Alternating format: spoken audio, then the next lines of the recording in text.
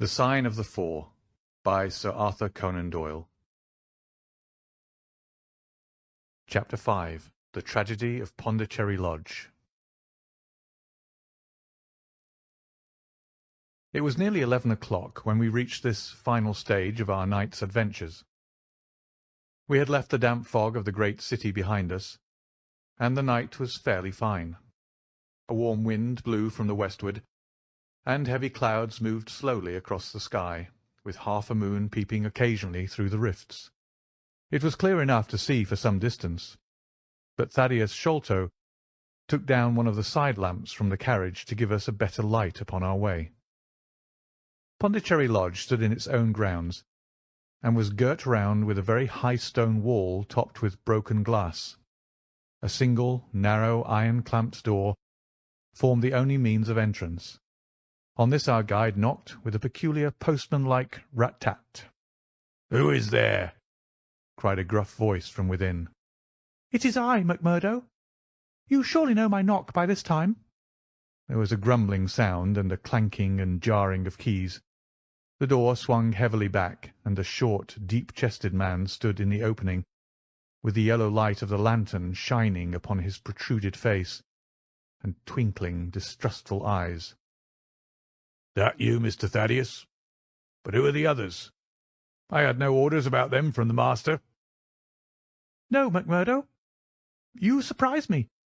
I told my brother last night that I should bring some friends." "He ain't been out his room to-day, Mr. Thaddeus, and I have no orders. You know very well that I must stick to regulations. I can let you in, but your friends must just stop where they are." This was an unexpected obstacle. Thaddeus Sholto looked about him in a perplexed and helpless manner. "This is too bad of you, Macmurdo," he said. "If I guarantee them, that is enough for you. There is the young lady, too. She cannot wait on the public road at this hour."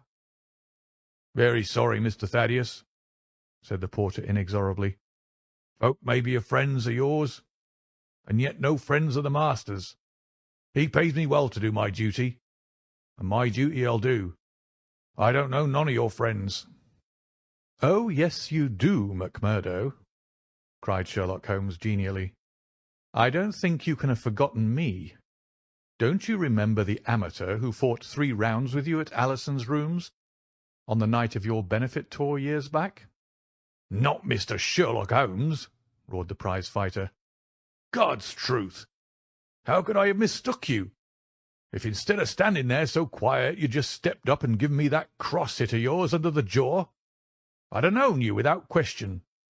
Ah, you're one that has wasted your gifts, you have. You might have aimed high if you'd joined the fancy." "You see, Watson, if all else fails me, I have still one of the scientific professions open to me," said Holmes, laughing. "Our friend won't keep us out in the cold now, I am sure." "In you come, sir. In you come. You and your friends," he answered. "Very sorry, Mr. Thaddeus, but orders are very strict. Had to be certain of your friends before I let 'em in." Inside, a gravel path wound through desolate grounds to a huge clump of a house, square and prosaic, all plunged in shadow save where a moonbeam struck one corner and glimmered in a garret window. The vast size of the building, with its gloom and its deathly silence, struck a chill to the heart. Even Thaddeus Sholto seemed ill at ease, and the lantern quivered and rattled in his hand. "I cannot understand it," he said. "There must be some mistake. I distinctly told Bartholomew that we should be here, and yet there is no light in his window. I do not know what to make of it." "Does he always guard the premises in this way?" asked Holmes. "Yes. He has followed my father's custom. He was the favourite son, you know, and I sometimes think that my father may have told him more than he ever told me. That is Bartholomew's window up there, where the moonshine strikes. It is quite bright, but there is no light from within, I think." "None," said Holmes, "but I see the glint of light in that little window beside the door." "Ah, that is the housekeeper's room. That is where old Mrs. Bernstone sits. She can tell us all about it, but perhaps you would not mind waiting here for a minute or two, for if we all go in together, and she has no word of our coming, she may be alarmed. But hush! What is that?" He held up the lantern, and his hand shook until the circles of light flickered and wavered all around us. Miss Morstan seized my wrist, and we all stood with thumping hearts, straining our ears. From the great black house there sounded through the silent night the saddest and most pitiful of sounds, the shrill, broken whimpering of a frightened woman. "It is Mrs. Bernstone," said Sholto. "She is the only woman in the house. Wait here. I shall be back in a moment." He hurried for the door, and knocked in his peculiar way. We could see a tall old woman admit him, and sway with pleasure at the very sight of him. "Oh, Mr. Thaddeus, sir, I'm so glad you've come. I am so glad you've come, Mr. Thaddeus, sir." We heard her reiterated rejoicings until the door was closed, and her voice died away into a muffled monotone. Our guide had left us the lantern. Holmes swung it slowly round and peered keenly at the house, and at the great rubbish heaps which cumbered the grounds. Miss Morstan and I stood together, and her hand was in mine. A wondrous subtle thing is love, for here we were, two who had never seen each other before that day, between whom no word or even look of affection had ever passed, and yet now, in an hour of trouble, our hands instinctively sought for each other. I have marvelled at it since, but at the time it seemed the most natural thing that I should go out to her so, and, as she has often told me, there was in her also the instinct to turn to me for comfort and protection. So we stood hand in hand, like two children, and there was peace in our hearts for all the dark things that surrounded us. "What a strange place," she said, looking round. "It looks as though all the moles in England have been let loose in it. I've seen something of the sort on the side of a hill near Ballarat, where the prospectors have been at work." "And from the same cause," said Holmes. "These are the traces of the treasure-seekers. You must remember that they were 6 years looking for it. No wonder that the grounds look like a gravel-pit." At that moment the door of the house burst open, and Thaddeus Sholto came running out with his hands thrown forward, and terror in his eyes. "There is something amiss with Bartholomew," he cried. "I am frightened. My nerves cannot stand it." He was indeed half blubbering with fear, and his twitching, feeble face, peeping out from the great Astrakhan collar, had the helpless, appealing expression of a terrified child. "Come into the house," said Holmes in his crisp, firm way. "Yes, do," pleaded Thaddeus Sholto. "I really do not feel equal to giving directions." We all followed him into the housekeeper's room, which stood upon the left-hand side of the passage. The old woman was pacing up and down with a scared look and restless, picking fingers, but the sight of Miss Morstan appeared to have a soothing effect upon her. "God bless your sweet, calm face," she cried with an hysterical sob. "It does me good to see you. Oh, but I have been sorely tried this day."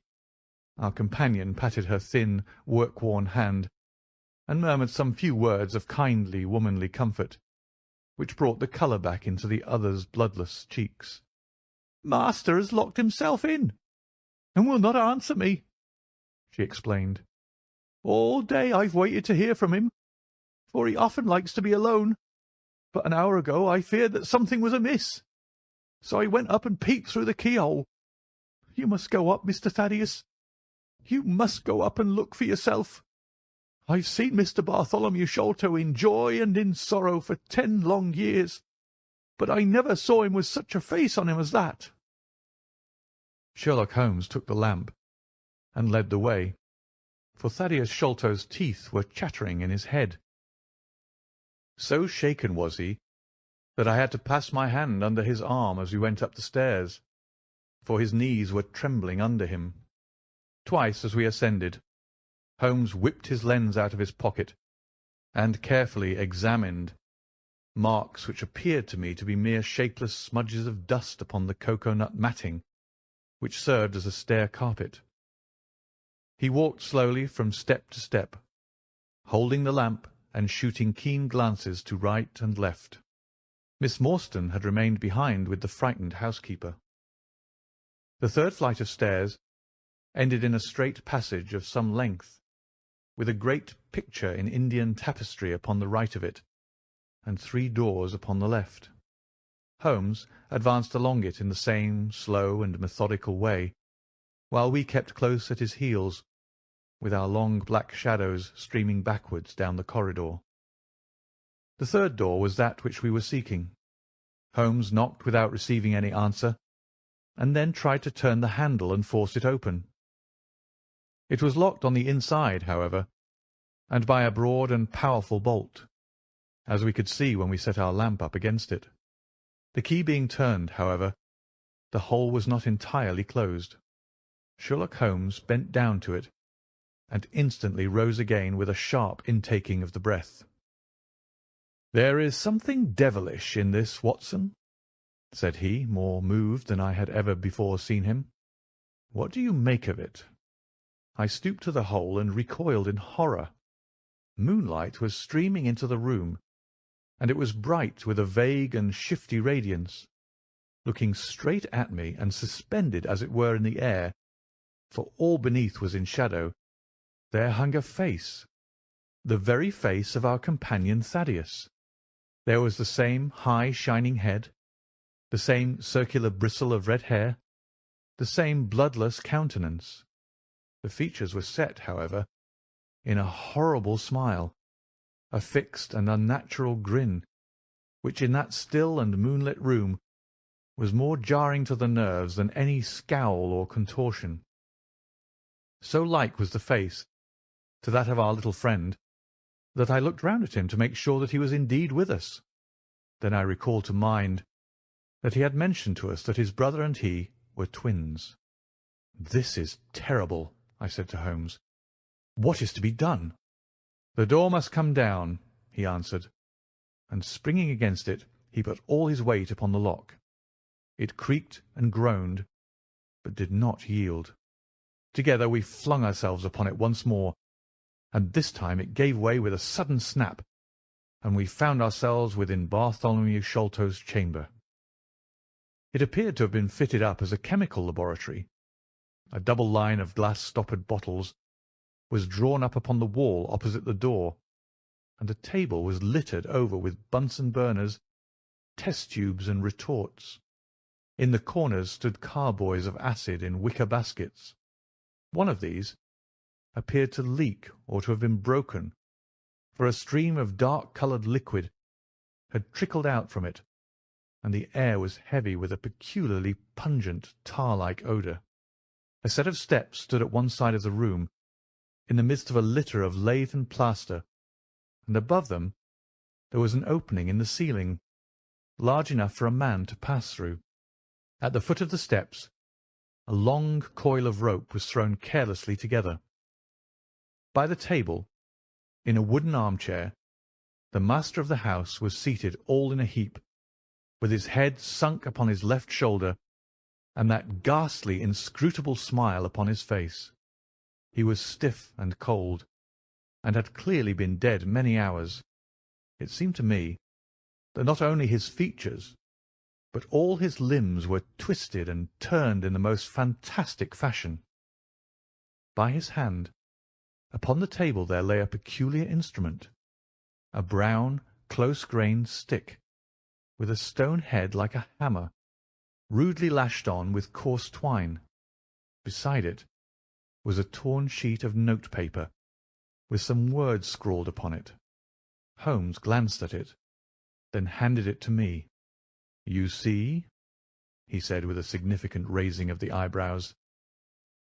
In the light of the lantern I read with a thrill of horror, "The sign of the four." "In God's name, what does it all mean?" I asked. "It means murder," said he, stooping over the dead man. "Ah, I expected it. Look here." He pointed to what looked like a long, dark thorn stuck in the skin just above the ear. "It looks like a thorn," said I. "It is a thorn. You may pick it out, but be careful, for it is poisoned."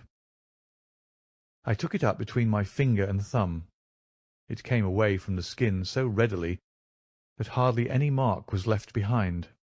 One tiny speck of blood showed where the puncture had been. "This is all an insoluble mystery to me," said I. "It grows darker instead of clearer." "On the contrary," he answered, "it clears every instant. I only require a few missing links to have an entirely connected case." We had almost forgotten our companion's presence since we entered the chamber. He was still standing in the doorway, the very picture of terror, wringing his hands and moaning to himself. Suddenly, however, he broke out into a sharp, querulous cry. "The treasure is gone," he said. "They have robbed him of the treasure. There is the hole through which we lowered it. I helped him to do it. I was the last person who saw him. I left him here last night, and I heard him lock the door as I came downstairs." "What time was that?" "It was 10 o'clock, and now he is dead, and the police will be called in, and I shall be suspected of having had a hand in it. Oh, yes, I am sure I shall. But you don't think so, gentlemen? Surely you don't think it was I? Is it likely that I would have brought you here if it were I? Oh, dear, oh, dear! I know that I shall go mad." He jerked his arms and stamped his feet in a kind of convulsive frenzy. "You have no reason for fear, Mr. Sholto," said Holmes, kindly putting his hand upon his shoulder. "Take my advice, and drive down to the station to report this matter to the police. Offer to assist them in every way. We shall wait here until your return." The little man obeyed in a half-stupefied fashion, and we heard him stumbling down the stairs in the dark.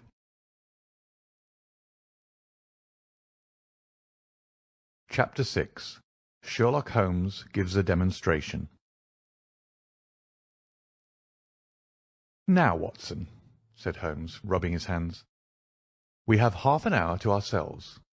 Let us make good use of it. My case is, as I have told you, almost complete. But we must not err on the side of over-confidence. Simple as the case seems now, there may be something deeper underlying it." "Simple!" I ejaculated. "Surely," said he, with something of the air of a clinical professor, expounding to his class. "Just sit in the corner there, that your footprints may not complicate matters. Now to work. In the first place, how did these folk come, and how did they go? The door has not been opened since last night. How of the window?" He carried the lamp across to it, muttering his observations aloud the while, but addressing them to himself rather than to me. "Window is snibbed on the inner side. Framework is solid. No hinges at the side. Let us open it. No water pipe near. Roof quite out of reach. Yet a man has mounted by the window. It rained a little last night. Here is the print of a foot in the mould upon the sill, and here is a circular muddy mark, and here again upon the floor, and here again by the table. See here, Watson. This is really a very pretty demonstration." I looked at the round, well-defined, muddy discs. "This is not a footmark," said I. "It is something much more valuable to us. It is the impression of a wooden stump. You see here on the sill is the boot mark, a heavy boot with the broad metal heel, and beside it is the mark of the timber toe. It is the wooden-legged man." "Quite so. But there has been someone else, a very able and efficient ally. Could you scale that wall, Doctor?" I looked out of the open window. The moon still shone brightly on that angle of the house. We were a good 60 feet from the ground, and look where I would I could see no foothold, nor as much as a crevice in the brickwork. "It is absolutely impossible," I answered. "Without aid it is so. But suppose you had a friend up here who lowered you this good stout rope, which I see in the corner, securing one end of it to this great hook in the wall. Then, I think, if you were an active man, you might swarm up, wooden leg and all. You would depart, of course, in the same fashion, and your ally would draw up the rope, untie it from the hook, shut the window, snib it on the inside, and get away in the way that he originally came. As a minor point, it may be noted," he continued, fingering the rope, "that our wooden-legged friend, though a fair climber, was not a professional sailor. His hands were far from horny.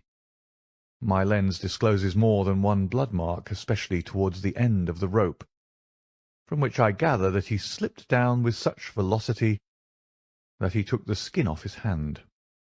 "This is all very well," said I, "but the thing becomes more unintelligible than ever.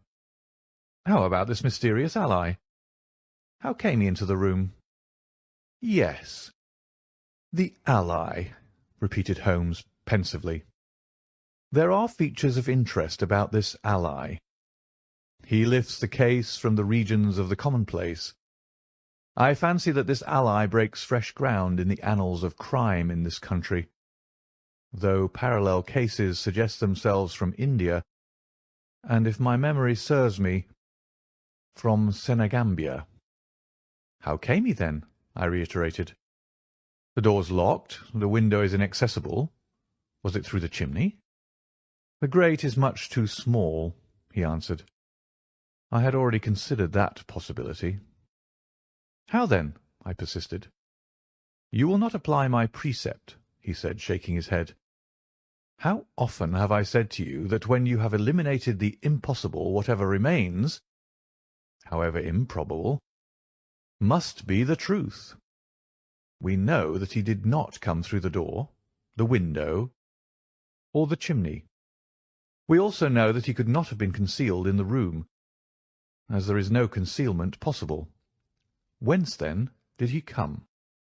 "He came through the hole in the roof!" I cried. "Of course he did. He must have done so. If you will have the kindness to hold the lamp for me, we shall now extend our researches to the room above, the secret room, in which the treasure was found." He mounted the steps, and seizing a rafter with each hand, he swung himself up into the garret. Then, lying on his face, he reached down for the lamp and held it while I followed him. The chamber in which we found ourselves was about 10 feet one way and 6 the other. The floor was formed by the rafters, with thin lath and plaster between, so that in walking one had to step from beam to beam. The roof ran up to an apex, and was evidently the inner shell of the true roof of the house. There was no furniture of any sort, and the accumulated dust of years lay thick upon the floor. "Here you are, you see," said Sherlock Holmes, putting his hand against the sloping wall. "This is a trap-door which leads out onto the roof. I can press it back, and here is the roof itself, sloping at a gentle angle. This, then, is the way by which number 1 entered. Let us see if we can find any other traces of his individuality."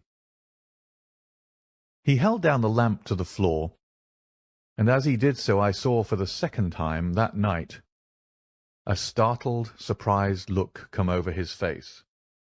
For myself, as I followed his gaze, my skin was cold under my clothes.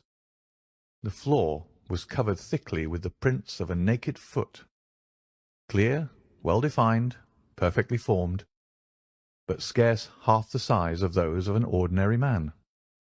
"Holmes," I said in a whisper, "a child has done the horrid thing." He had recovered his self-possession in an instant, "I was staggered for the moment," he said.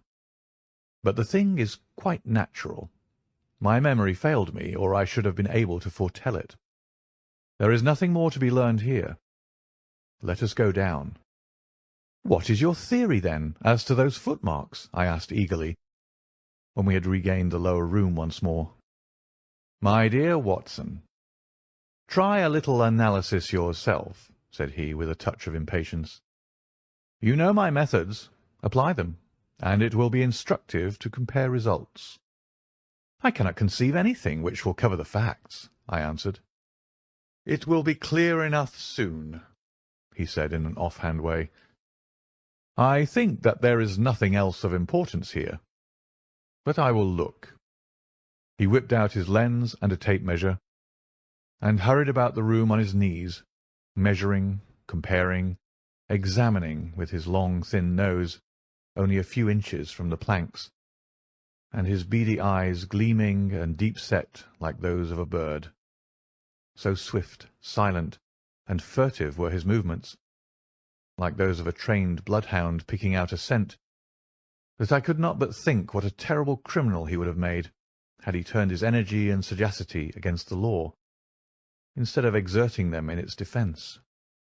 As he hunted about, he kept muttering to himself, and finally he broke out into a loud crow of delight. "We are certainly in luck," said he. "We ought to have very little trouble now. Number 1 has had the misfortune to tread in the creosote. You can see the outline of the edge of his small foot, here at the side of this evil-smelling mess. The carboy has been cracked, you see, and the stuff has leaked out." "What then?" I asked. "Why, we have got him, that's all," said he. "I know a dog that would follow that scent to the world's end. If a pack can track a trailed herring across a shire, how far can a specially trained hound follow so pungent a smell as this?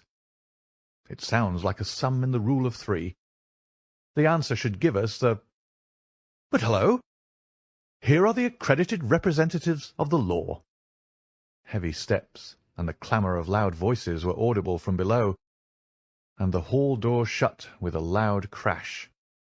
"Before they come," said Holmes, "just put your hand here on this poor fellow's arm, and here on his leg. What do you feel?" "The muscles are as hard as a board," I answered. "Quite so. They are in a state of extreme contraction, far exceeding the usual rigor mortis. Coupled with this distortion of the face, this Hippocratic smile or rhesus sardonicus, as the old writers called it, what conclusion would it suggest to your mind?" "Death from some powerful vegetable alkaloid," I answered. "Some strychnine-like substance which would produce tetanus." That was the idea which occurred to me the instant I saw the drawn muscles of the face. On getting into the room, I at once looked for the means by which the poison had entered the system. As you saw, I discovered a thorn which had been driven or shot with no great force into the scalp. You observe that the part struck was that which would be turned towards the hole in the ceiling, if the man were erect in his chair. Now examine the thorn." I took it up gingerly and held it in the light of the lantern. It was long, sharp, and black, with a glazed look near the point, as though some gummy substance had dried upon it. The blunt end had been trimmed and rounded off with a knife. "Is that an English thorn?" he asked. "No, it certainly is not." "With all these data you should be able to draw some just inference. But here are the regulars, so the auxiliary forces may beat a retreat." As he spoke, the steps which had been coming nearer sounded loudly on the passage, and a very stout, portly man in a grey suit strode heavily into the room. He was red-faced, burly, and plethoric, with a pair of very small, twinkling eyes, which looked keenly out from between swollen and puffy pouches. He was closely followed by an inspector in uniform, and by the still palpitating Thaddeus Sholto. "Here's a business," he cried in a muffled, husky voice. "Here's a pre-business. But who are all these? Why, the house seems to be as full as a rabbit warren." "I think you must recollect me, Mr. Athelney Jones," said Holmes quietly. "Why, of course I do," he wheezed. "It's Mr. Sherlock Holmes, the theorist. Remember you? I'll never forget how you lectured us all on causes and inferences and effects in the Bishopgate's jewel case. It's true you set us on the right track, but you'll own now that it was more by good luck than good guidance." "It was a piece of very simple reasoning." "Oh, come now, come. Never be ashamed to own up. But what is all this? Bad business. Bad business. Stern facts here. No room for theories. How lucky that I happened to be out at Norwood over another case. I was at the station when the message arrived. What do you think the man died of?" "Oh, this is hardly a case for me to theorize over," said Holmes dryly. "No, no. Still, we can't deny that you hit the nail on the head sometimes. Dear me. Door locked, I understand. Jewels worth $500,000 missing. How was the window?" "Fastened. But there are steps on the sill." "Well, well. If it was fastened, the steps could have nothing to do with the matter. That's common sense. Man might have died in a fit, but then the jewels are missing. I have a theory. These flashes come upon me at times. Just step outside, Sergeant, and you, Mr. Sholto. Your friend can remain. What do you think of this, Holmes?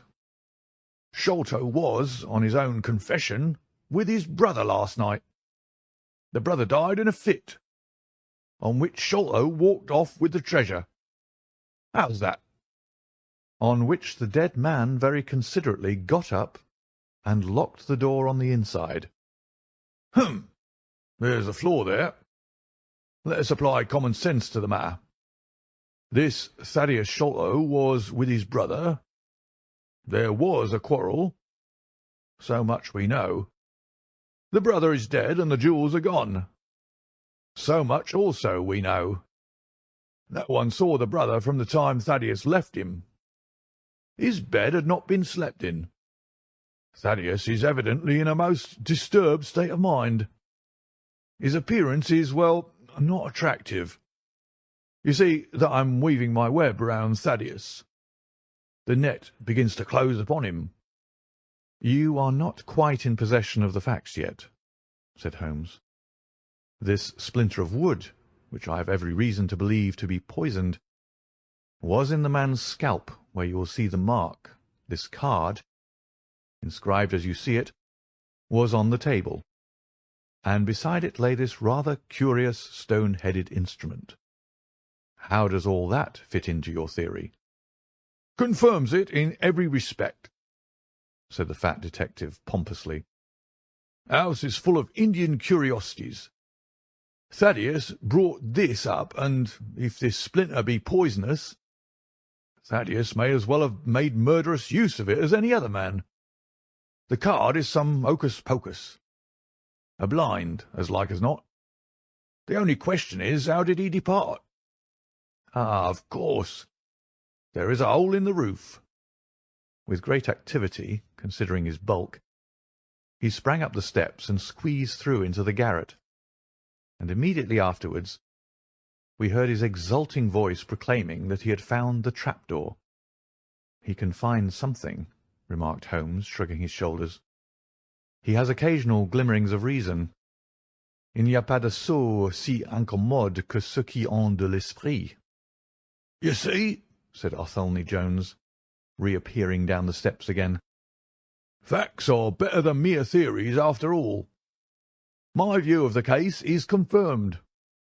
There is a trapdoor communicating with the roof, and it is partly open." "It was I who opened it." "Oh, indeed.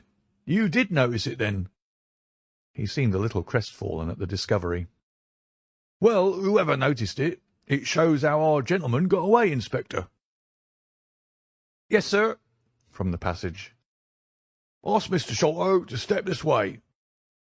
Mr. Sholto, it is my duty to inform you that anything which you may say will be used against you. I arrest you in the Queen's name as being concerned in the death of your brother." "There now, didn't I tell you?" cried the poor little man, throwing out his hands and looking from one to the other of us. "Don't trouble yourself about it, Mr. Sholto," said Holmes. "I think that I can engage to clear you of the charge." "Don't promise too much, Mr. Theorist. Don't promise too much," snapped the detective. "You may find it a harder matter than you think." "Not only will I clear him, Mr. Jones, but I will make you a free present of the name and description of one of the two people who were in this room last night. His name, I have every reason to believe, is Jonathan Small. He is a poorly educated man, small, active, with his right leg off, and wearing a wooden stump which is worn away upon the inner side. His left boot has a coarse, square-toed sole, with an iron band around the heel. He is a middle-aged man, much sunburned, and has been a convict. These few indications may be of some assistance to you, coupled with the fact that there is a good deal of skin missing from the palm of his hand.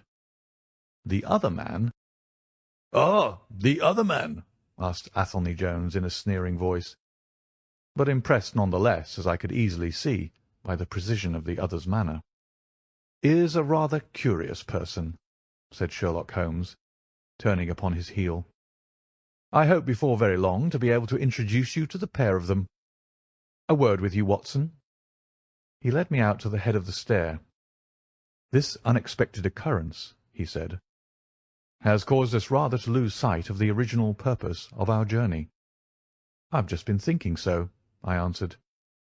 "It is not right that Miss Morstan should remain in this stricken house. No, you must escort her home.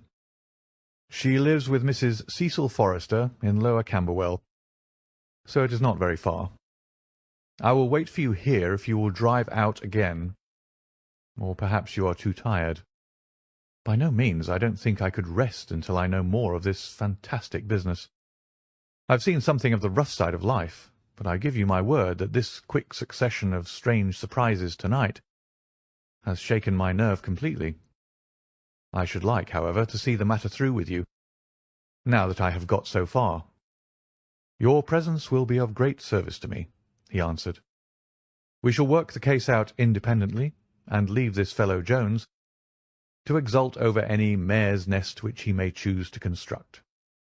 When you have dropped Miss Morstan, I wish you to go on to No. 3 Pinchin Lane, down near the water's edge at Lambeth. The third house on the right-hand side is a bird stuffer's. Sherman is the name. You will see a weasel holding a young rabbit in the window. Knock old Sherman up, and tell him with my compliments that I want Toby at once. You'll bring Toby back in the cab with you. A dog, I suppose? Yes, a queer mongrel with a most amazing power of scent. I would rather have Toby's help than that of the whole detective force of London." "I shall bring him then," said I. "It is 1 now. I ought to be back before 3, if I can get a fresh horse." "And I," said Holmes, "shall see what I can learn from Mrs. Bernstone, and from the Indian servant, who Mr. Thaddeus tells me sleeps in the next garret. Then I shall study the great Jones's methods, and listen to his not too delicate sarcasms.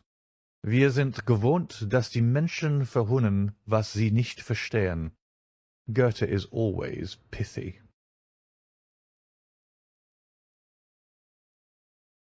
Chapter 7. The Episode of the Barrel. The police had brought a cab with them, and in this I escorted Miss Morstan back to her home. After the angelic fashion of women, she had borne trouble with a calm face as long as there was someone weaker than herself to support, and I had found her bright and placid by the side of the frightened housekeeper. In the cab, however, she first turned faint, and then burst into a passion of weeping. So sorely had she been tried by the adventures of the night. She has told me since that she thought me cold and distant upon that journey.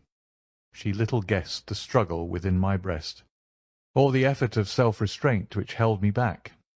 My sympathies and my love went out to her, even as my hand had in the garden. I felt that years of the conventionalities of life could not teach me to know her sweet, brave nature, as had this one day of strange experiences. Yet there were two thoughts which sealed the words of affection upon my lips. She was weak and helpless, shaken in mind and nerve.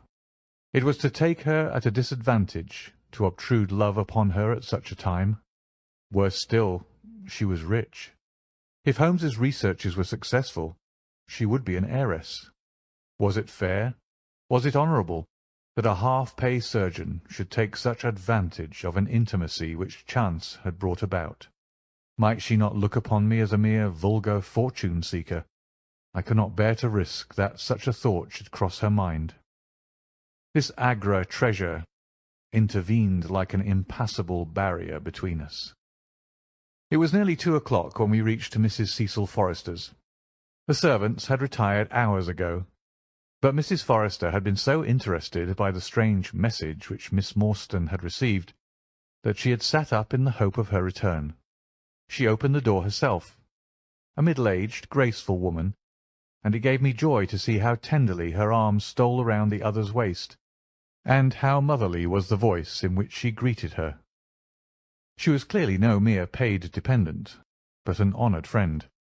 I was introduced, and Mrs. Forrester earnestly begged me to step in and tell her our adventures. I explained, however, the importance of my errand, and promised faithfully to call and report any progress which we might make with the case. As we drove away, I stole a glance back, and I still seemed to see that little group on the step, the two graceful, clinging figures, the half-open door, the hall light shining through stained glass, the barometer, and the bright stair-rods. It was soothing to catch even that passing glimpse of a tranquil English home in the midst of the wild, dark business which had absorbed us. The more I thought of what had happened, the wilder and darker it grew. I reviewed the whole extraordinary sequence of events as I rattled on through the silent gaslit streets. There was the original problem. That at least was pretty clear now. The death of Captain Morstan, the sending of the pearls, the advertisement, the letter. We had only light upon all those events. They had only led us, however, to a deeper and far more tragic mystery. The Indian treasure, the curious plan found among Morstan's baggage, the strange scene at Major Sholto's death, the rediscovery of the treasure immediately followed by the murder of the discoverer, the very singular accompaniments to the crime, the footsteps, the remarkable weapons, the words upon the card corresponding with those upon Captain Morstan's chart. Here was indeed a labyrinth in which a man less singularly endowed than my fellow lodger might well despair of ever finding the clue. Pinchin Lane was a row of shabby two-storied brick houses in the lower quarter of Lambeth. I had to knock for some time at number 3 before I could make my impression. At last, however, there was the glint of a candle behind the blind, and a face looked out at the upper window. "Go on, you drunken vagabond," said the face. "If you kick up any more row, I'll open the kennels and let our 43 dogs upon you." "If you'll let one out, it's just what I have come for," said I. "Go on," yelled a voice. "So help me gracious. I have a wiper in the bag, and I'll drop it on your head if you don't hook it." "But I want a dog," I cried. "I won't be argued with," shouted Mr. Sherman. "Now stand clear, for when I say 3, down goes the wiper." "Mr. Sherlock Holmes," I began, but the words had a most magical effect, for the window instantly slammed down, and within a minute the door was unbarred and open. Mr. Sherman was a lanky, lean old man, with stooping shoulders, a stringy neck, and blue-tinted glasses. "A friend of Mr. Sherlock is always welcome," said he. "Step in, sir. Keep clear of the badger, for he bites. Ah, naughty, naughty. Would you take a nip at the gentleman?" This to a stoat, which thrust its wicked head and red eyes between the bars of its cage. "Don't mind that, sir. It's only a slow worm. It ain't got no fangs. So I gives it the run of the room, for it keeps the beetles down. You mustn't mind being just a little short with you at first, for I'm guided by the children, and there's many a one just comes down this lane to knock me up. What was it that Mr. Sherlock Holmes wanted, sir?" "He wanted a dog of yours." "Ah, that will be Toby." "Yes, Toby was the name." "Toby lives at number 7 on the left there." He moved slowly forward with his candle among the queer animal family which he had gathered around him. In the uncertain, shadowy light I could see dimly that there were glancing, glimmering eyes peeping down at us from every cranny and corner. Even the rafters above our heads were lined by solemn fowls, who lazily shifted their weight from one leg to the other as our voices disturbed their slumbers. Toby proved to be an ugly, long-haired, lop-eared creature, half spaniel and half lurcher, brown and white in colour, with a very clumsy, waddling gait. It accepted, after some hesitation, a lump of sugar which the old naturalist handed to me, and, having thus sealed an alliance, it followed me to the cab and made no difficulties about accompanying me. It had just struck 3 on the palace clock when I found myself back once more at Pondicherry Lodge. The ex-prize-fighter, Macmurdo, had, I found, been arrested as an accessory, and both he and Mr. Sholto had been marched off to the station. 2 constables guarded the narrow gate, but they allowed me to pass with the dog on my mentioning the detective's name. Holmes was standing on the doorstep, with his hands in his pockets, smoking his pipe. "Ah, you have him there," said he. "Good dog, then. Anthony Jones has gone. We've had an immense display of energy since you left. He has arrested not only friend Thaddeus, but the gatekeeper, the housekeeper, and the Indian servant. We have the place to ourselves, but for a sergeant upstairs. Leave the dog here and come up." We tied Toby to the hall table, and reascended the stairs. The room was as he had left it, save that a sheet had been draped over the central figure. A weary-looking police sergeant reclined in the corner. "Lend me your bull's-eye, sergeant," said my companion. "Now, tie this bit of card round my neck, so as to hang it in front of me. Thank you. Now I must kick off my boots and stockings. Just you carry them down with you, Watson. I'm going to do a little climbing, and dip my handkerchief into the creosote. That will do. Now, come up into the garret with me for a moment." We clambered up through the hole. Holmes turned his light once more upon the footsteps in the dust. "I wish you particularly to notice these footmarks," he said. "Do you observe anything noteworthy about them?" "They belong," I said, "to a child or a small woman. Apart from their size, though. Is there nothing else?" "They appear to be much as other footmarks." "Not at all. Look here. This is the print of right foot in the dust. Now I make one with my naked foot beside it. What is the chief difference? Your toes are all cramped together. The other print has each toe distinctly divided." "Quite so. That is the point. Bear that in mind. Now, would you kindly step over to that flap window and smell the edge of the woodwork? I shall stay here, as I have this handkerchief in my hand." I did as he directed, and was instantly conscious of a strong tarry smell. That is where he put his foot in getting out. If you can trace him, I should think that Toby will have no difficulty. Now run downstairs, loose the dog, and look out for Blondin." By the time that I got out into the grounds, Sherlock Holmes was on the roof, and I could see him like an enormous glow-worm crawling very slowly along the ridge. I lost sight of him behind a stack of chimneys, but he presently reappeared and then vanished once more upon the opposite side. When I made my way round there, I found him seated at one of the corner eaves. "That's you, Watson," he cried. "Yes, this is the place. What is that black thing down there?" "A water barrel." "Top on it?" "Yes." No sign of a ladder? No. Confound the fellow. It's a most breakneck place. I ought to be able to come down where he could climb up. The water pipe feels pretty firm. Here goes, anyhow." There was a scuffling of feet, and the lantern began to come steadily down the side of the wall.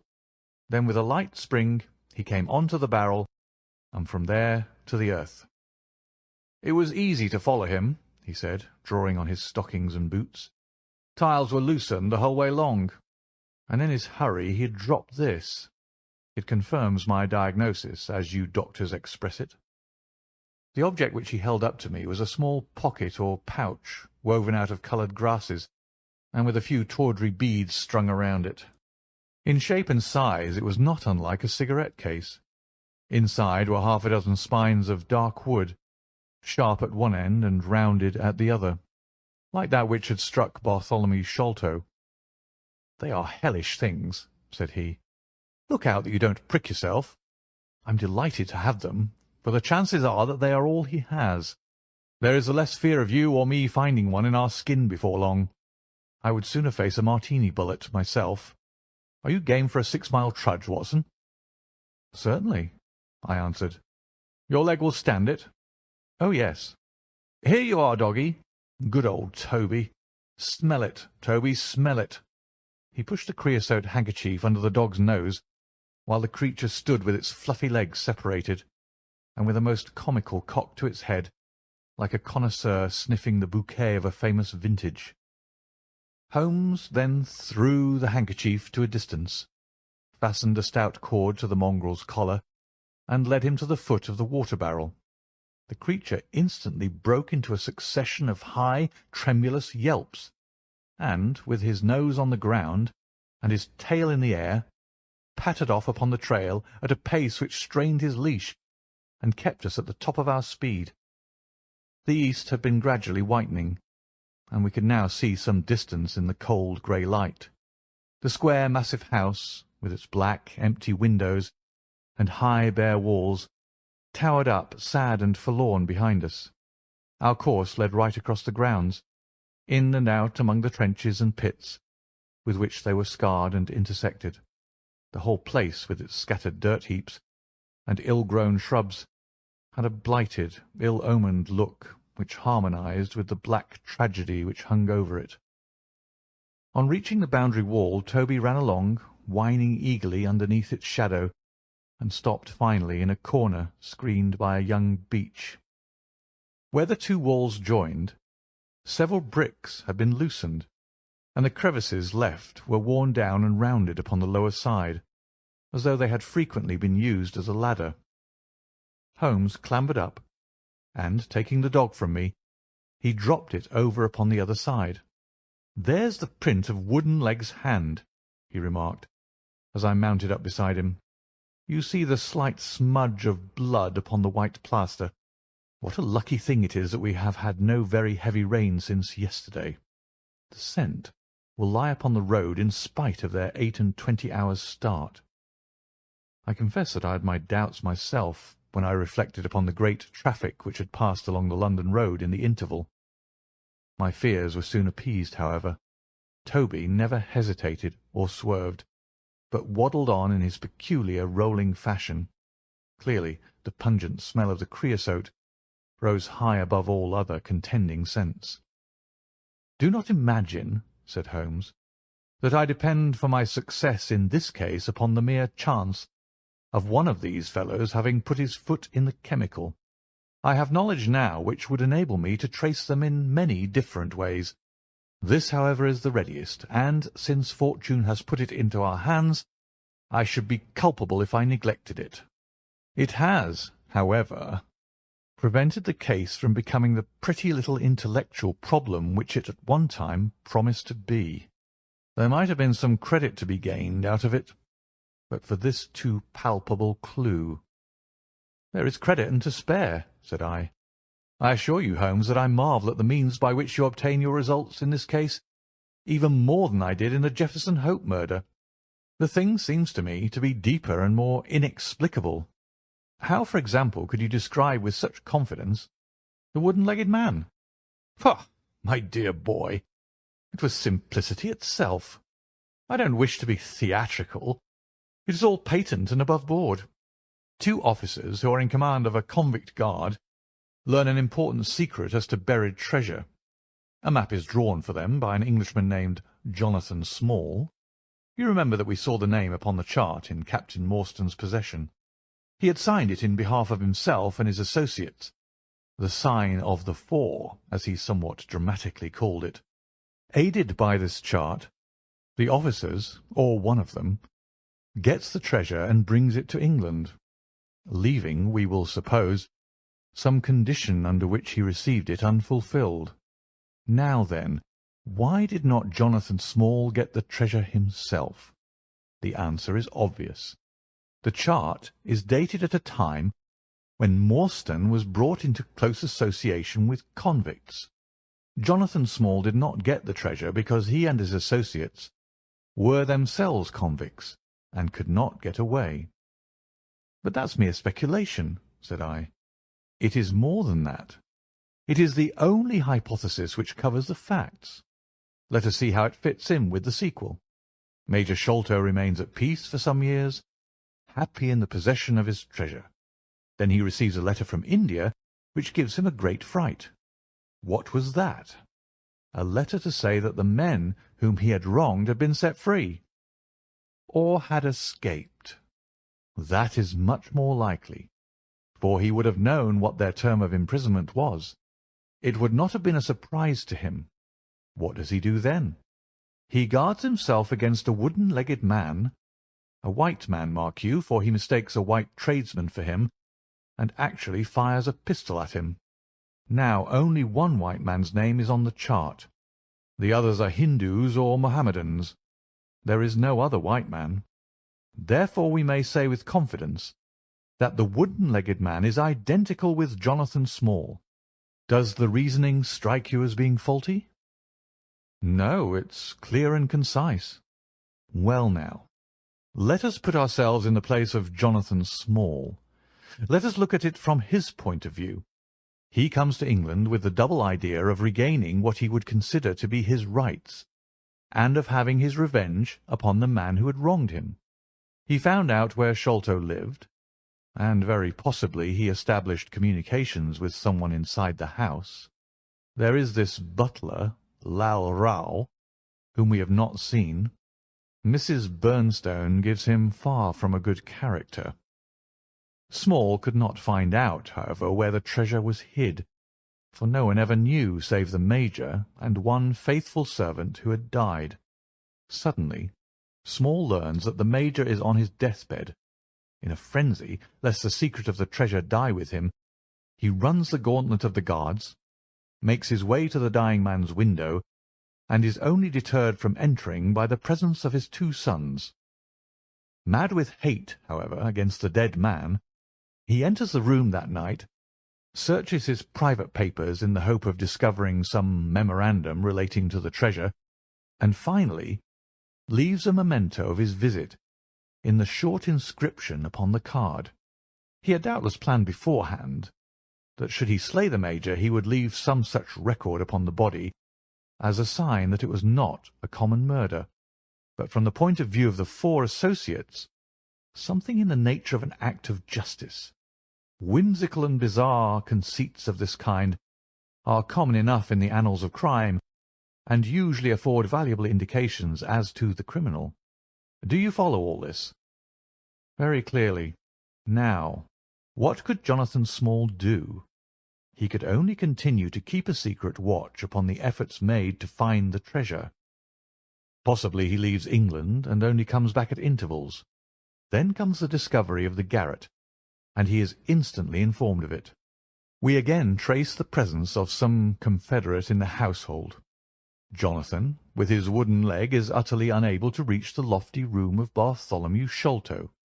He takes with him, however, a rather curious associate, who gets over this difficulty, but dips his naked foot into creosote, whence comes Toby, and a 6-mile limp for a half-pay officer with a damaged tendo Achilles.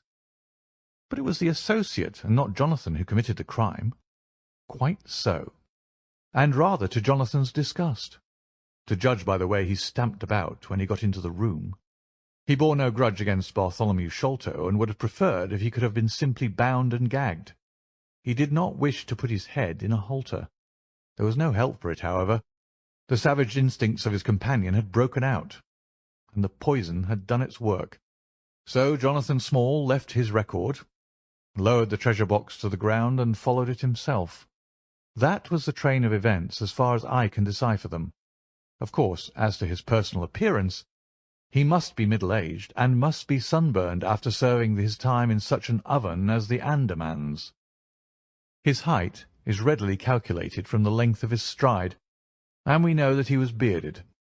His hairiness was the one point which impressed itself upon Thaddeus Sholto when he saw him at the window. I don't know that there is anything else. The associate? Ah, well, there is no great mystery in that, but you will know all about it soon enough. How sweet the morning air is! See how that one little cloud floats like a pink feather from some gigantic flamingo. Now the red rim of the sun pushes itself over the London cloud-bank, shines on a good many folk, but on none, I dare bet, who are on a stranger errand than you and I. How small we feel with our petty ambitions and strivings in the presence of the great elemental forces of nature. Are you well up in your Jean-Paul? Fairly so. I worked back to him through Carlyle. That was like following the brook to the parent lake. He makes one curious but profound remark. It is that the chief proof of man's real greatness lies in his perception of his own smallness. It argues, you see, a power of comparison and of appreciation, which is in itself a proof of nobility. There is much food for thought in Richter. You have not a pistol, have you? I have my stick. It is just possible that we may need something of the sort if we get to their lair. Jonathan I shall leave to you, but if the other turns nasty I shall shoot him dead. He took out his revolver as he spoke, and having loaded 2 of the chambers, he put it back into the right-hand pocket of his jacket. We had during this time been following the guidance of Toby down the half-rural villa-lined roads which lead to the metropolis. Now, however, we were beginning to come among continuous streets, where labourers and dockmen were already astir, and slatternly women were taking down shutters and brushing doorsteps. At the square-topped corner public houses business was just beginning, and rough-looking men were emerging, rubbing their sleeves across their beards after their morning wet. Strange dogs sauntered up and stared wonderingly at us as we passed, but our inimitable Toby looked neither to the right nor to the left, but trotted onwards with his nose to the ground, and an occasional eager whine which spoke of a hot scent. We had traversed Streatham, Brixton, Camberwell, and now found ourselves in Kennington Lane, having borne away through the side streets to the east of the Oval. The men whom we pursued seemed to have taken a curiously zigzag road, with the idea probably of escaping observation. They had never kept to the main road if a parallel side street would serve their turn. At the foot of Kennington Lane they had edged away to the left through Bond Street and Miles Street. Where the latter street turns into Knight's Place, Toby ceased to advance, but began to run backwards and forwards, with one ear cocked and the other drooping, the very picture of canine indecision. Then he waddled round in circles, looking up to us from time to time as if asking for sympathy in his embarrassment. "What the deuce is the matter with the dog?" growled Holmes. "They surely would not take a cab, or go off in a balloon." "Perhaps they stood here for some time," I suggested. "Ah, it's all right. He's off again," said my companion in a tone of relief. He was indeed off, for after sniffing around again he suddenly made up his mind, and darted away with an energy and determination such as he had not yet shown. The scent appeared to be much hotter than before, for he had not even to put his nose on the ground, but tugged at his leash and tried to break into a run. I could see by the gleam in Holmes's eyes that he thought we were nearing the end of our journey. Our course now ran down 9 Elms until we came to Broderick and Nelson's large timber yard, just past the White Eagle Tavern. Here the dog, frantic with excitement, turned down through the side gate into the enclosure, where the sawyers were already at work. On the dog race through sawdust and shavings, down an alley, round a passage, between two wood piles, and finally, with a triumphant yelp, sprang upon a large barrel which still stood upon the hand trolley on which it had been brought. With lolling tongue and blinking eyes, Toby stood upon the cask, looking from one to the other of us for some sign of appreciation. The staves of the barrel and the wheels of the trolley were smeared with a dark liquid, and the whole air was heavy with the smell of creosote. Sherlock Holmes and I looked blankly at each other, and then burst simultaneously into an uncontrollable fit of laughter. Chapter 8. The Baker Street Irregulars. "What now?" I asked.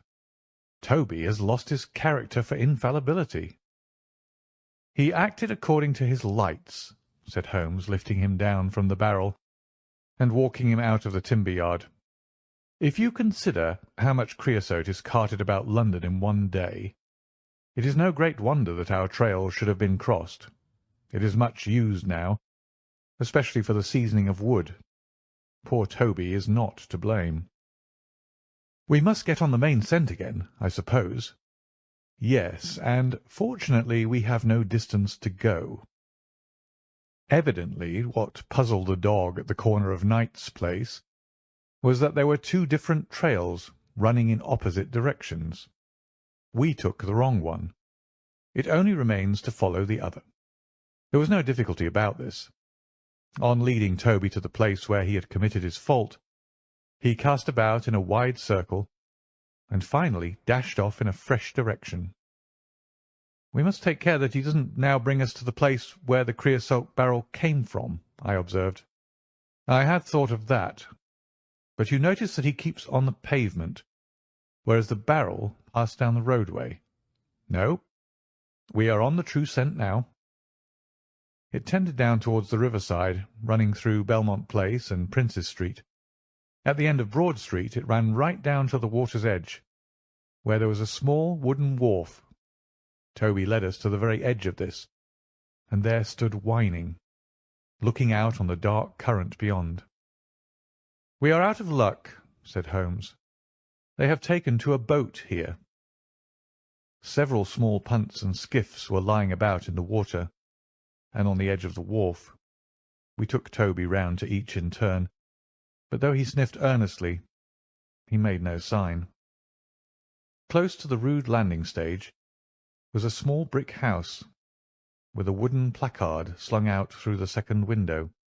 "Mordecai Smith" was printed across it in large letters, and underneath, "Boats to hire by the hour or day." A second inscription above the door informed us that a steam launch was kept, a statement which was confirmed by a great pile of coke upon the jetty. Sherlock Holmes looked slowly round, and his face assumed an ominous expression. "This looks bad," said he. "These fellows are sharper than I expected. They seem to have covered their tracks. There has, I fear, been preconcerted management here." He was approaching the door of the house when it opened, and a little curly-headed lad of 6 came running out, followed by a stoutish, red-faced woman with a large sponge in her hand. "You come back and be washed, Jack," she shouted. "Come back, you young imp, for if your father comes home and finds you like that, he'll let us hear of it." "Dear little chap," said Holmes strategically. "What a rosy-cheeked young rascal. Now, Jack, is there anything you would like?" The youth pondered for a moment. "I'd like a shilling," said he. "Nothing you would like better?" "I'd like 2 shilling better," the prodigy answered after some thought. "Here you are, then. Catch. A fine child, Mrs. Smith." "Lord bless you, sir, he is that, and forward. He gets a'most too much for me to manage, especially when my man is away days at a time." "Away, is he?" said Holmes in a disappointed voice. "I am sorry for that, for I wanted to speak to Mr. Smith." "He's been away since yesterday morning, sir, and truth to tell, I'm beginning to feel frightened about him. But if it was about a boat, sir, maybe I could serve as well. I wanted to hire the steam launch.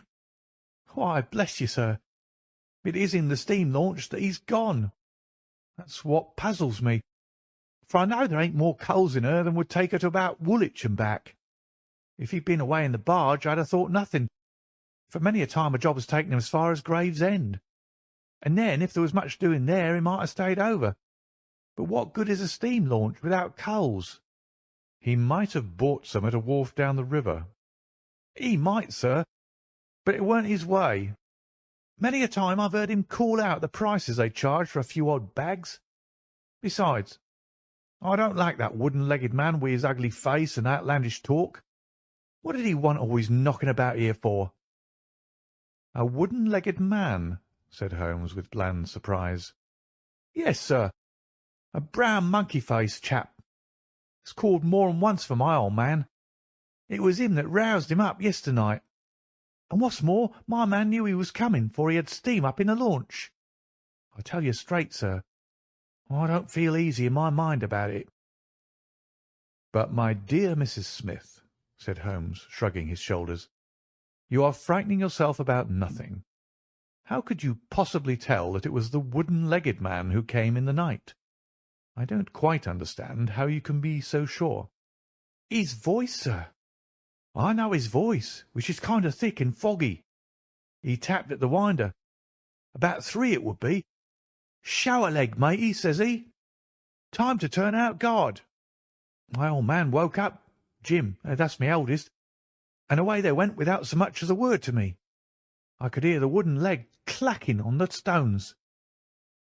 And was this wooden-legged man alone? Couldn't say. I'm not sure, sir. I didn't hear no one else. I am sorry, Mrs. Smith, for I wanted a steam launch, and I have heard good reports of the— let me see. What is her name? The Aurora, sir. Ah, she's not that old green launch with a yellow line, very broad in the beam. No, indeed. She's as trim a little thing as any on the river. She's been fresh painted, black with 2 red streaks. Thanks. I hope you will hear soon from Mr. Smith. I am going down the river, and if I should see anything of the Aurora, I shall let him know that you are uneasy. A black funnel, you say? No, sir. Black with a white band. Ah, of course. It was the sides which were black. Good morning, Mrs. Smith. There is a boatman here with a wherry, Watson. We shall take it and cross the river. The main thing with people of that sort, said Holmes as we sat in the sheets of the wherry, is never to let them think that their information can be of the slightest importance to you. If you do, they will instantly shut up like an oyster. If you listen to them under protest, as it were, you are very likely to get what you want. Our course now seems pretty clear, said I. What would you do, then? I would engage a launch and go down the river on the track of the Aurora. My dear fellow, it would be a colossal task. She may have touched at any wharf on either side of the stream between here and Greenwich. Below the bridge there is a perfect labyrinth of landing-places for miles. It would take you days and days to exhaust them, if you set about it alone. Employ the police, then? No, I shall probably call Athelney Jones in at the last moment. He is not a bad fellow, and I should not like to do anything which would injure him professionally. But I have a fancy for working it out myself, now that we have gone so far. Could we advertise, then, asking for information from wharfingers? Worse and worse. Our men would know that the chase was hot at their heels, and they would be off out of the country. As it is, they are likely enough to leave, but as long as they think they are perfectly safe, they will be in no hurry. Jones's energy will be of use to us there, for his view of the case is sure to push itself into the daily press, and the runaways will think that everyone is off on the wrong scent. What are we to do, then? I asked, as we landed near Millbank Penitentiary. Take this hansom, drive home, have some breakfast, and get an hour's sleep. It is quite on the cards that we may be afoot to-night again. Stop at a telegraph office, cabby. We will keep Toby, for he may be of use to us yet." We pulled up at the Great Peter Street post office, and Holmes dispatched his wire. "Whom do you think that is to?" he asked, as we resumed our journey. "I'm sure I don't know." "You remember the Baker Street division of the detective police force whom I employed in the Jefferson Hope case?" "Well," said I, laughing, "this is just the case where they might be invaluable. If they fail, I have other resources, but I shall try them first. That wire was to my dirty little Lieutenant Wiggins, and I expect that he and his gang will be with us before we've finished our breakfast." It was between 8 and 9 o'clock now, and I was conscious of a strong reaction after the successive excitements of the night. I was limp and weary, befogged in mind and fatigued in body. I had not the professional enthusiasm which carried my companion on, nor could I look at the matter as a mere abstract intellectual problem. As far as the death of Bartholomew Sholto went, I had heard little good of him, and could feel no intense antipathy to his murderers. The treasure, however, was a different matter. That, or part of it, belonged rightfully to Miss Morstan. While there was a chance of recovering it, I was ready to devote my life to the one object. True, if I found it, it would probably put her forever beyond my reach. Yet it would be a petty and selfish love which would be influenced by such a thought as that. If Holmes could work to find the criminals, I had a tenfold stronger reason to urge me on to find the treasure. A bath at Baker Street and a complete change freshened me up wonderfully. When I came down to our room, I found the breakfast laid and Holmes pouring out the coffee. "Here it is," said he, laughing, and pointing to an open newspaper. "The energetic Jones and the ubiquitous reporter have fixed it up between them. But you've had enough of the case. Better have your ham and eggs first." I took the paper from him and read the short notice, which was headed, "Mysterious business at Upper Norwood." "About 12 o'clock last night," said the Standard, "Mr. Bartholomew Sholto of Pondicherry Lodge, Upper Norwood, was found dead in his room under circumstances which point to foul play. As far as we can learn, no actual traces of violence were found upon Mr. Sholto's person, but a valuable collection of Indian gems, which the deceased gentleman had inherited from his father, has been carried off. The discovery was first made by Mr. Sherlock Holmes and Dr. Watson, who had called at the house with Mr. Thaddeus Sholto, brother of the deceased. By a singular piece of good fortune, Mr. Athelney Jones, the well-known member of the detective police force, happened to be at the Norwood police station, and was on the ground within half an hour of the first alarm. His trained and experienced faculties were at once directed towards the detection of the criminals, with the gratifying result that the brother, Thaddeus Sholto, has already been arrested, together with the housekeeper, Mrs. Bernstone, an Indian butler named Lal Rao, and a porter or gatekeeper named McMurdo. It is quite certain that the thief or thieves were well acquainted with the house, for Mr. Jones's well-known technical knowledge and his powers of minute observation have enabled him to prove conclusively that the miscreants could not have entered by the door or by the window, but must have made their way across the roof of the building, and so through a trap-door into a room which communicated with that in which the body was found. This fact, which has been very clearly made out, proves conclusively that it was no mere haphazard burglary. The prompt and energetic action of the officers of the law shows the great advantage of the presence on such occasions of a single, vigorous, and masterful mind. We cannot but think that it supplies an argument to those who would wish to see our detectives more decentralized, and so brought into closer and more effective touch with the cases which it is their duty to investigate. "Isn't it gorgeous?" said Holmes, grinning over his coffee cup. "What do you think of it?" "I think that we have had a close shave ourselves of being arrested for the crime." "So do I. I wouldn't answer for our safety now. if he should happen to have another of his attacks of energy. At this moment there was a loud ring at the bell, and I could hear Mrs. Hudson, our landlady, raising her voice in a wail of expostulation and dismay. "By heavens, Holmes," I said, half rising, "I believe that they are really after us." "No, it's not quite so bad as that. It is the unofficial force, the Baker Street Irregulars."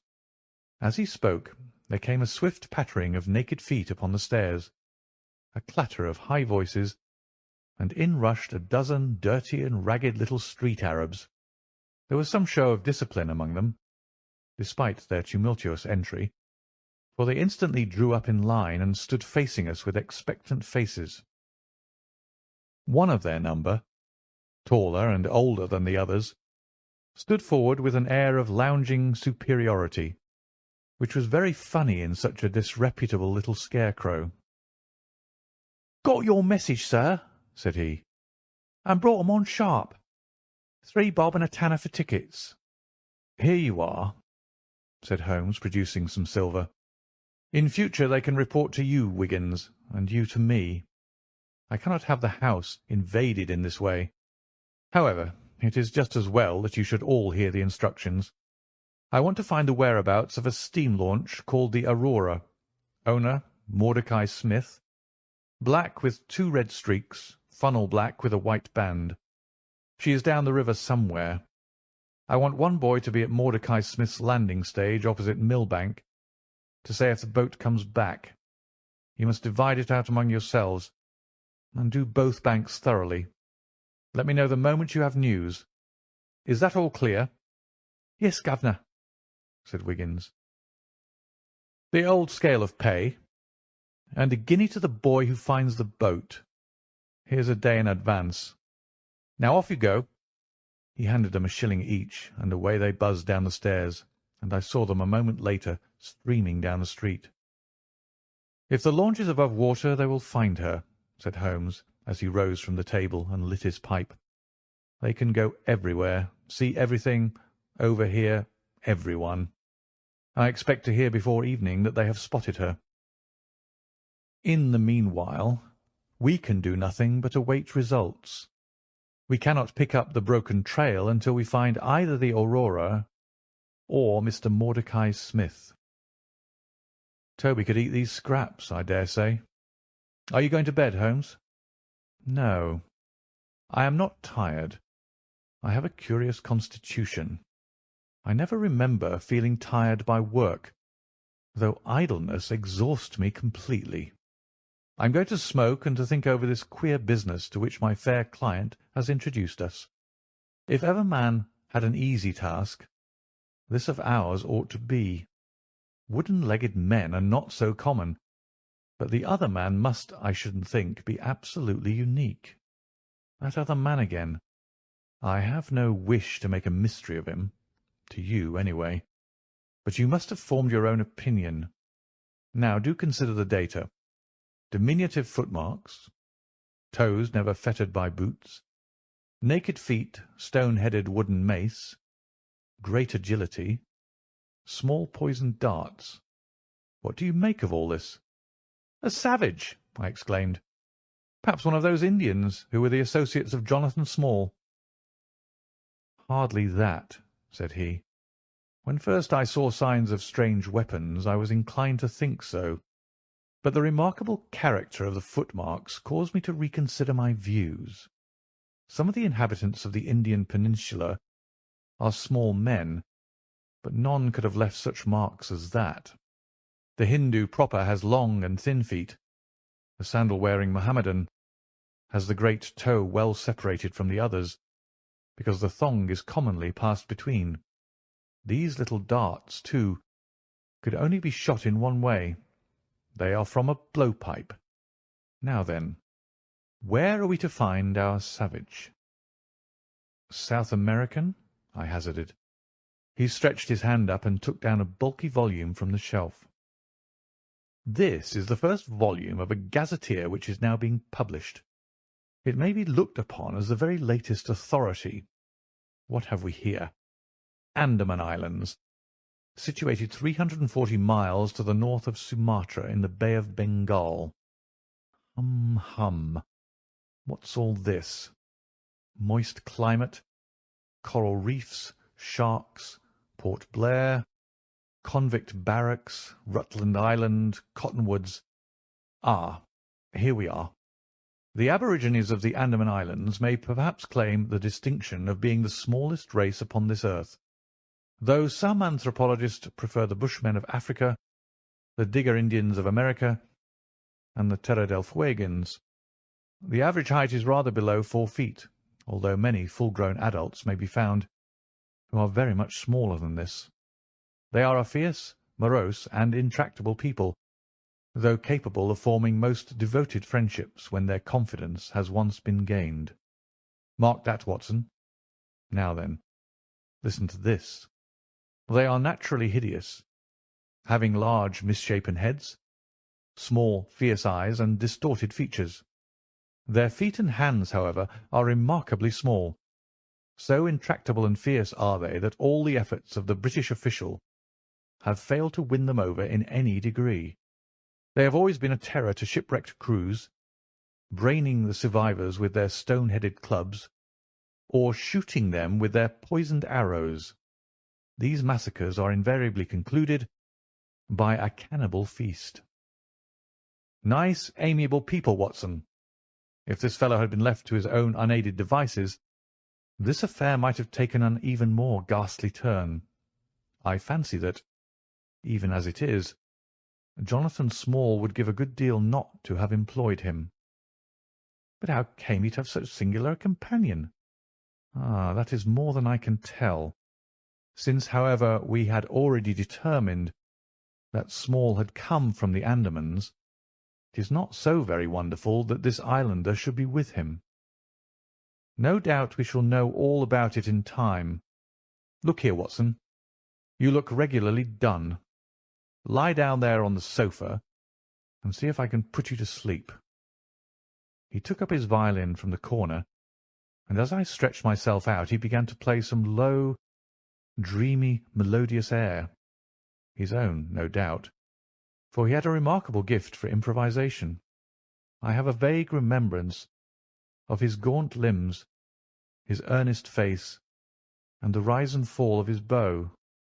Then I seemed to be floated peacefully away upon a soft sea of sound, until I found myself in dreamland, with the sweet face of Mary Morstan looking down upon me.